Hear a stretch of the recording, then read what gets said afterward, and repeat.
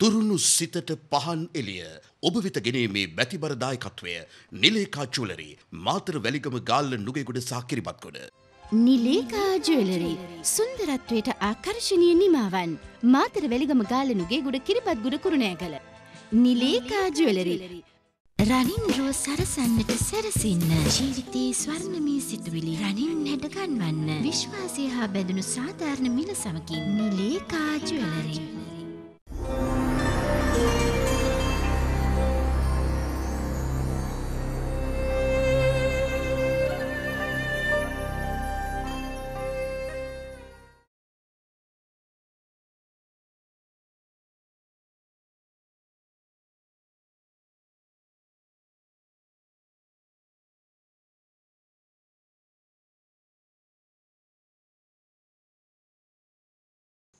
අද තුරුණු සිතට පහන් එළිය වැඩසටහන පටිගත වෙන්නේ ගාව දිස්ත්‍රික්කයේ බෝපෝද්දර ප්‍රාදේශීය ලේකම් කොට්ටාසේ පෝද්දර ගමේ පිහිටි ශ්‍රී සුදර්ශනාරාම විහාරස්ථානයේ. මේ විහාරස්ථානය ඉතා පැරණි විහාරස්ථානයක්.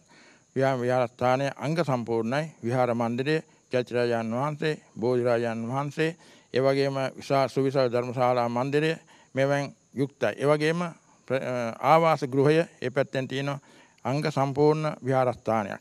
මේ විහාරස්ථානයේ අද මේ පටිගත වන මේ තුරුණු සිතට පහන් එළිය වැඩසටහන සඳහා අනුග්‍රහය දක්වන්නේ නිලේකා ජුවලරි වෙළඳ ආයතනයේ අධිපතිතුමිය සහ අනිත් ඒ ඇත්තන් අද මේ අවස්ථාවේ පැමිණියා. ඒ වගේම මෙම වැඩසටහන ක්‍රියාත්මක කිරීම පිණිස අපේ ගමේ තිබෙන තරුණ සංවිධානයක් සුමිතරෝ මිත්‍රත්ව සංවිධානය සාර කැපවීමෙන් යුක්තව ක්‍රියා කළා. ඒ අයගේ අනුග්‍රහයත් ලැබුණා. ඒ වගේම අනිත් හැම දෙනාගේමත් සහාය ලැබීම නිසා මේ වැඩසටහන ඉතාම උසස් අන්දමින් ක්‍රියාත්මක කරන්නට පරිගත කිරීමට අවස්ථාව ලැබුණ බව පුණ්‍යානුමෝදනා පූර්ව මතක් කරමින් මීට සම්බන්ධ වෙච්ච ආවගේ උදව් වෙච්ච උපකාර වෙච්ච හැම දෙනාටම පුණ්‍යානුමෝදනා පවත්වමින් විහාරාධිපතින් වහන්සේ හැටියට මම මේ පුණ්‍ය අනුශාසනාව මේ සමාප්ත කරනවා. සුකෝ බුද්ධානං උපාදෝ සුකෝ සද්ධම්ම දේශනා. බුදුන් වහන්සේගේ උප්පත්තියත් ශ්‍රී සද්ධර්මයත් ඔබට මට සෙපතක්. කෙලස් 1000න් පිච්චි ඉන්න අපිට කොපමණ බණ ඇහුවත් අපි එතෙන්ට යනවද කියන එක වර්තමානයේ අපි සැමටම තියෙන ගැටලුවක්. තරුණ විශේෂයෙන්ම තරුණ ඔබට මට තියෙන ගැටලුවක්. මේ කාර්යබහුල ජීවිතයේ ධර්මයේ ශ්‍රවණය කිරීම ඒ වෙලාවට පමණක්ද කියන එක අපිට ගැටලුවක්. ධර්ම යාත්‍රාවේ අපි ගෙලෙන්නට නම් ආධ්‍යාත්මයට ධර්මය හරිහැටි අවබෝධ කරගත යුතු වෙනවා. තරුණ ඔබට තුරුණු සිතට ධර්මයේ පහන් දල්වන තාරුණ්‍යයේ සිත් පහන් හෝරාව තුරුණු සිතට දහම් එළිය මෙසේ අපි ආරම්භ කරනවා. අද තුරුණු සිතට පහන් එළිය තාරුණ්‍යයේ සිත් පහන් හෝරාව අද පටිගත කරන්නේ ගාල්ල පොද්දල මීපාවල ශ්‍රී සුදර්ශනාරාම ඓතිහාසික රමණීය භූමි භාගයක පිහිටි විහාරස්ථානයක සිට. විශේෂයෙන් මතක් කරන්න ඕනේ විහාරාධිපති ගාලු ගංගබඩපත්තුවේ ප්‍රධාන අධිකරණ සංඝ නායක විශ්‍රාමලත් පාඨශාලාචාර්ය ගෞරව ශාස්ත්‍රවේදී පූජ්‍යපාද අවසරයි මිලෑව සමිද්දි නායක ස්වාමින් වහන්සේත් ඒ වගේම විහාරාධිකාරී බෝපිපෝද්දල සමත මූල මණ්ඩල සමාජික ගෞරව ශාස්ත්‍රවේදී පූජ්‍යපාද අවසරයි මුරබක කල්යාණ සිරේ අපේ හාමුදුරන් වහන්සේගෙත් නොමද ආශිර්වාදය මැද මේ ධර්ම යාත්‍රාව මෙසේ දියත් වෙනවා. ඒ අතර පින්වත් අනුග්‍රහකත්වය අපිට හැමදාම ලබා දෙන්නේ නිලේකා ජුවලරි සමූහ ව්‍යාපාරය. එහි අධිපතිතුමිය තමරා සඳසීලි ගුණසේන මැතිණිය ඊටමත් ගෞරවයෙන් අපි මතක් කර සිටිනවා. එතුමියගේ ගෞරවණීය නැත්නම් පින්වත් අනුග්‍රහකත්වය මේ වැඩසටහන ඉදිරියට ගෙන යන්න මහ කුශක්තියක් වෙනවා. ඒ අධ්‍යක්ෂ දුමිදු කසුන් මැතිතුමත් තමිදු දසුන් මැතිතුමත් අද මෙතන නොහිටියත් අපි තාමත් සෙනෙහබර සිතින් මතක් කරනවා දියණියද සමගින්. අද විශේෂයෙන්ම පොද්දල සුමිතුරෝ මිත්‍රත්ව සංසදයේ 10 වෙනි සංවත්සරය වෙනුවෙන් තමයි මේ ප්‍රදේශයේ උවැසි උවැසියන්ට අපේ පින්වත් පිරිසට මේ ධර්ම සාකච්ඡාව 19 ක්‍රියාවක් හැටියට සිදු කරන්නේ. අප කෙරෙහි අසීමිත වූ කරුණාවෙන් අප කෙරෙහි අසීමිත වූ අනුකම්පාවෙන් සුපුරුදු ලෙන්ගතුකමින් අදත් මේ ධර්ම සාකච්ඡාවට වැඳ නමස්කාර පූර්වකව පිළිගන්නවා. මාවරැල්ලේ බද්දේ අපේ හාමුදුරන් වහන්සේ අවසරයි මට අපේ හාමුදුරනේ. ඒ වගේම ජනාධිපති සම්මානලාභී ප්‍රවීණ ලේඛක හා දේශක ඔබ හුඟක් ආදරය කරන ගාමිණී කුමාරවිතාන මහත්මයාත් බොහොම ආදරයෙන් පිළිගන්නවා. අද මාතෘකාව වෙන්නේ පවිත්‍රත්වය, පිරිසුදුකම. ඔබේ ඔය මෝනේ තියෙන ලස්සන හදවතේ තිබිය යුතුමයි. එවිට තමයි ජීවිතේ පවිත්‍ර වෙන්නේ. අපේ හැමදෙරනේ අපි පවිත්‍රව ඉන්නේ වාචාර්ථයට ගත්තාම පවිත්‍රව ඉන්නේ හොඳ සෞඛ්‍ය සම්පන්න ජීවිතයක් උදෙසා. සැපෙන් ඉන්න, සෞඛ්‍යෙන් ඉන්න, ලෙඩක් නොවී ඉන්න නම් අපි පවිත්‍රව ඉන්නවා. සෞඛ්‍ය සම්පන්නකම විතරද පවිත්‍රත්වයේ තුල රැඳෙන්නේ. ගෞරවයෙන් යුක්තව මා පළමුවෙන්ම සම්පත් මහත්මයා අවසර ඉල්ලා සිටිනවා. අපේ පරම පූජනීය ගාලු ගංගබඩපත්තුවේ ප්‍රධාන අධිකරණ සංඝනායක ශ්‍රාමලත් පාඨශාලාචාර්ය ගෞරව ශාස්ත්‍රවේදී පූජනීය මිල්ලව සමිද්දි නායක හාමුදුරුවන්ගෙන් වගේම විහාරාධිකාරී පරම පූජනීය මොරවක කල්යාණ සිරි ස්වාමීන් වහන්සේ ඇතුළු මේ ස්ථානෙට වැඩමව වදාළ මහා සංඝරත්නයෙන් අපි පළමුවෙන්ම අවසර ඉල්ලා සිටිනවා. අපේ සම්පත් මහත්මයා අද පවිත්‍රතාවය, පිරිසිදුකම පිළිබඳව මාතෘකාවට අදාළව අපෙන් විමසීමක් කරනවා. පිරිසිදුකම, පවිත්‍රකම හුදෙක්ම ශරීර සෞඛ්‍ය වෙනුවෙන් විතරද පවත්වා ගත යුත්තේ? කෙටි උත්තරයක් දුන්නොත් නැහැ, ඒක එහෙම නෙමෙයි. පිරිසිදුකම එනම් ආධ්‍යාත්මික පවිත්‍ර භාවය, මනසේ සිතුවිලි වල තිබෙන පිරිසිදුකම අප පවත්වා ගත යුත්තේ අපගේ අවසාන අරමුණ වන නිර්වාණාවබෝධය හෙවත් පූර්ණ අවබෝධයෙන් යුක්ත මිනිසෙකු බවට පත්වෙන්නට ඕනි නම් කෙනෙකුට ඔහු අනිවාර්යෙන්ම ආධ්‍යාත්මිකව ඊටාම පිරිසිදු කෙනෙක් වෙන්නට ඕනේ. බුදුරජාණන් වහන්සේ සංයුත්ත නිකායේ දේවතා සංයුත්තයේදී දේශනා කරලා තිබෙනවා කෙනෙකු පවිත්‍ර වෙන්නේ ගෝත්‍රයෙන් හෝ ධනයෙන් නොවේ කියලා. න ගොත්තේන ධනේනවා. ධනයෙන් හෝ ගෝත්‍රයෙන් නෙමෙයි, ජාතියෙන් වර්ගයෙන් නෙමෙයි කෙනෙකු පවිත්‍ර වෙන්නේ කියලා බුදුහාමුදුරුවෝ අවධාරණය කරලා තිබෙනවා.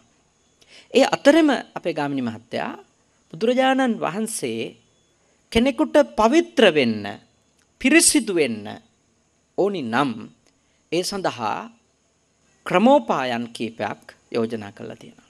එකක් කර්මයෙන්, අනිත් එක ප්‍රඥාවෙන්, අනිත් එක සීලයෙන්, අනිත් එක සමාධියෙන් සහ වීර්යයෙන්. මේ කරුණ වලින් තමයි බුදු සමය කෙනෙකුට ආධ්‍යාත්මිකව පවිත්‍ර වීම සම්බන්ධව මඟ පෙන්වීම කළා තියෙන්නේ. හැබැයි ඒ ටිකට එන්න කලින් අපිට තියෙන මානසික ප්‍රශ්නයක් අපි විසඳ ගන්න ඕනේ. ඒ තමයි අපි කාටත් තිබෙන ලොකුම ගැටලුව අපි පිරිසිදුයි කියන එක අනිත් අයට පෙන්වන්නේ කොහොමද කියන එක. නේද? තමන් නිවැරදි බව, තමන් සුද්ධවන්ත බව, තමන් පිරිසිදු බව, තමන් ඊටාම මේ යහපත් කෙනෙකු බව අනිත් අයට ඒත්තු ගැන්වීමේ අවශ්‍යතාවයක් අපි කාටත් තියෙනවා. ඒ අවශ්‍යතාවය අපිට එන්නේ කොහොමද සම්පත් මහත්තයා? එන්නේ කොතනින්ද කියනවා නම් සමාජයේ අඳුනගෙන තියනවා මෙන්න මේ කියන ලක්ෂණ කවුරු හරි ගාව පේන්ට තියනවා නම් එයා පිරිසිදු කෙනෙක් කියලා. එතකොට ඒක තේරුම් ගත්ත සමාජය දැන් හුරු වෙලා තියෙනවා, පුරුදු වෙලා තිබෙනවා ඇත්තටම තමන්ගේ ඇතුලේ පවිත්‍රතාවයක් නැතත් අර කාරණා ටික තමන් තුලින් ප්‍රදර්ශනය කරන්න අවශ්‍ය කරන පරිසරය හදාගන්න.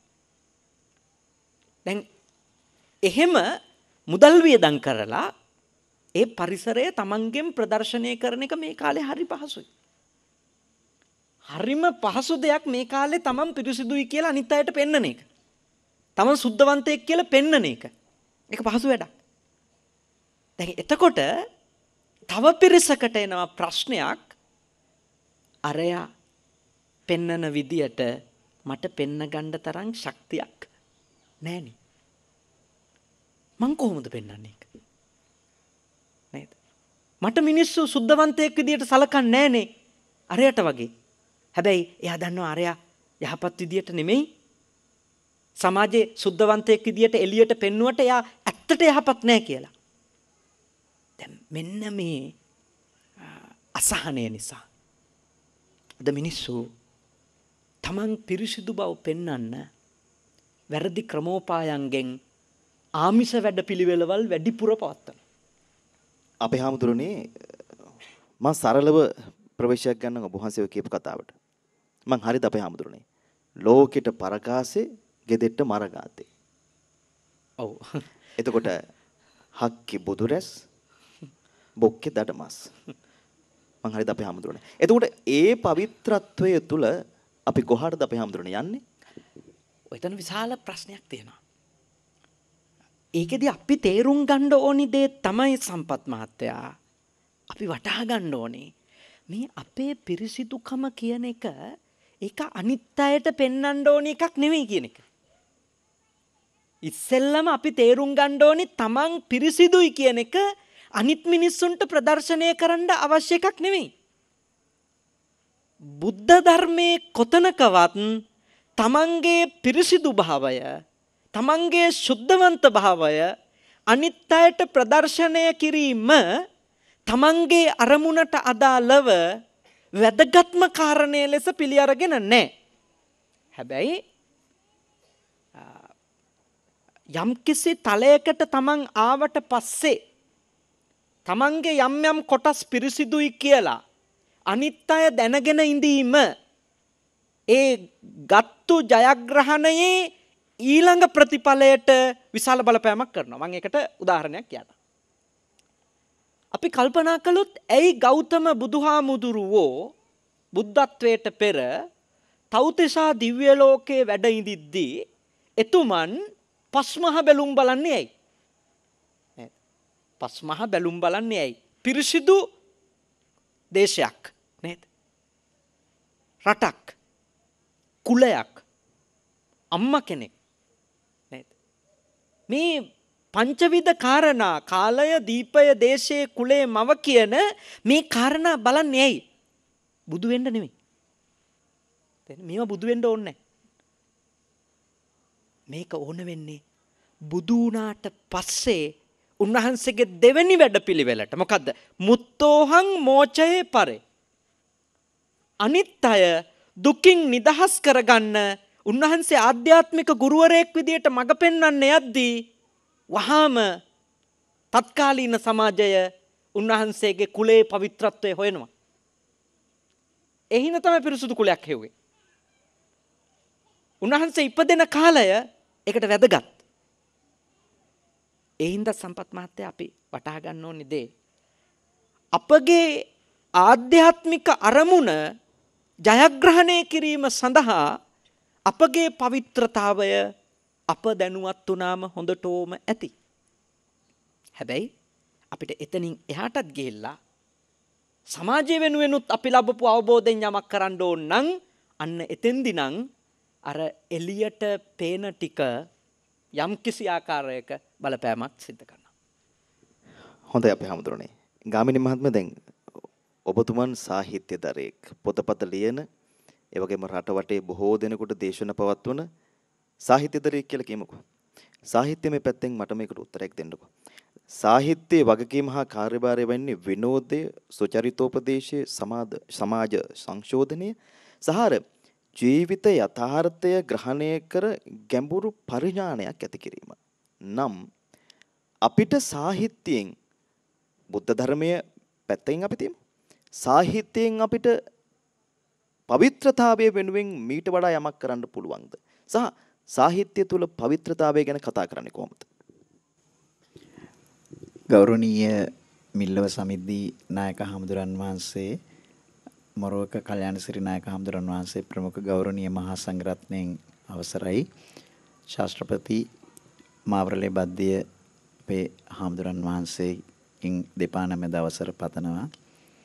මම හිතන්නේ අපේ සම්පත් ඊටාම වැදගත් ප්‍රශ්නයක් ඇහුවේ නිර්වාණ ශිල්පියෙක් හැටියට.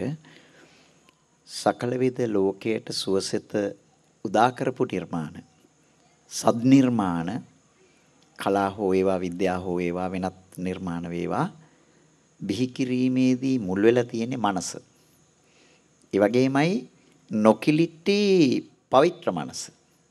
නොකිලිටි පවිත්‍ර මනසක් තියෙන කවරෙක් හෝ ඒවා අතින් බිහි වෙලා තියෙන්නේ සද්භාවික විශිෂ්ට අනුපමේය නිර්මාණ. යුග ගණනාවක් අහන්නට පුළුවන්, යුග ගණනාවක් ඇසෙන අමරණීය නිර්මාණ, මැරෙන්නේ නැති නිර්මාණ. මට උදාහරණයක් හැටියට කියන්නට පුළුවන්.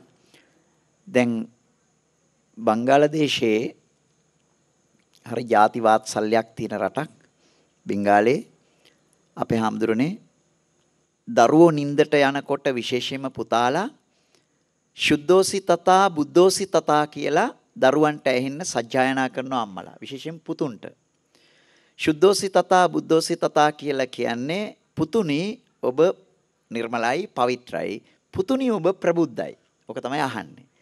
මොකද යටිහිත හා උඩුහිත අතර වෙනස අවම වෙන්නේ නින්දත් නොනින්දත් අතර. අද හොයාගෙන තියෙන අල්ෆා මට්ටම. ඉතින් මේ දේශයෙන් බිහිවෙච්ච බොහෝ පුත්‍රයෝ ලෝකයට ඊ타ත්ම රමණීය නිර්මාණ ගෙනලා තියෙනවා. විශේෂයෙන්ම බුදුහාමුදුරුවෝ පිළිබඳ අප්‍රමේය ගෞරවයකින් භක්තියකින් බුද්ධාභිවන්දන කියලා හරි ලස්සන කාව්‍යයක් නිර්මාණය කරපු වංග සාහිත්‍යයට අමරණීය සේවයක් කරපු බංග්ලාදේශයේ ජාතික ගීය අමර් සොනාර් බංගාලේ නිර්මාණය කරපු මහා කවි රවීන්ද්‍රනාත් tagorයන්. මෙහෙම අහපු කෙනෙක්, මෙහෙම ආපු පුතෙක්. රවීන්ද්‍රනාත් tagorයන් නොබෙල් සම්මානය උදා කර දෙනවා බංග්ලාදේශයට. කවුරුවත් නොදන්න බෙන්ගාලයට tagorයන් උදා කර දෙනවා එතුමාණන්ගේ නොකිලිටි පවිත්‍ර චිත්තසංතානයෙන් බිහි වෙච්ච ගීතාංජලිය හරහා, ගීතාංජලි කෘතිය හරහා. tagorයන්